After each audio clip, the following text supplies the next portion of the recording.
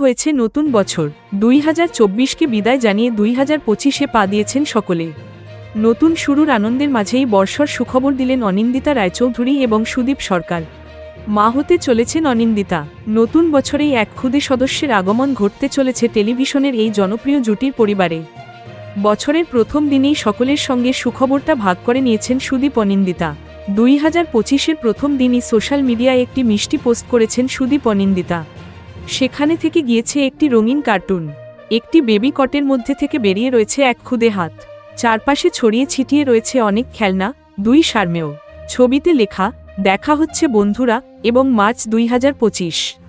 নিচে লেখা অনিন্দিতা সুদীপ। কমেন্ট বক্সে উপচে পড়েছে শুভেচ্ছা বার্তা। হবু বাবা মাকে শুভেচ্ছা জানিয়েছেন উষসী রায়, ঈশা সাহা, সংঘশ্রী সিনহা মিত্র, অন্বেষা হাজরার মতো অভিনেত্রীরা। শুভেচ্ছা বার্তা এসেছে অনুরাগীদের তরফেও। নতুন বছরেই জীবনের নতুন ইনিংস শুরু করতে চলেছেন সুদীপ অনিন্দিতা। তাদের দুজনের জন্যই শুভ কামনা পাঠিয়েছেন নেটিজেনরা। প্রসঙ্গত, 2022 সালের প্রজাতন্ত্র দিবসে গাঁটছড়া বেঁধেছিলেন সুদীপ এবং অনিন্দিতা। ধুমধাম করে সামাজিক অনুষ্ঠান নয়, ছিমছাম আইনি বিয়ে সেরেছিলেন তারা। তবে বিয়ের দিন কনের সাজেই দেখা গিয়েছিল অনিন্দিতাকে।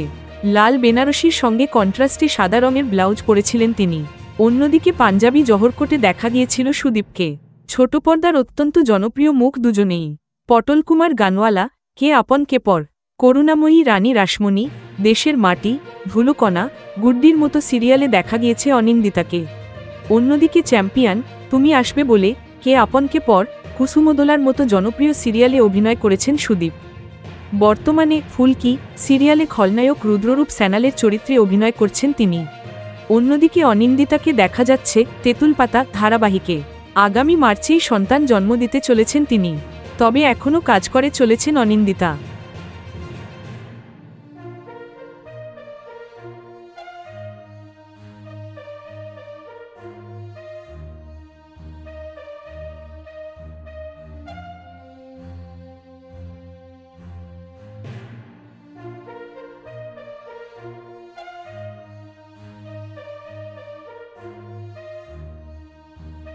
Thank you so much for watching our videos. Please do like, share, and subscribe our channel.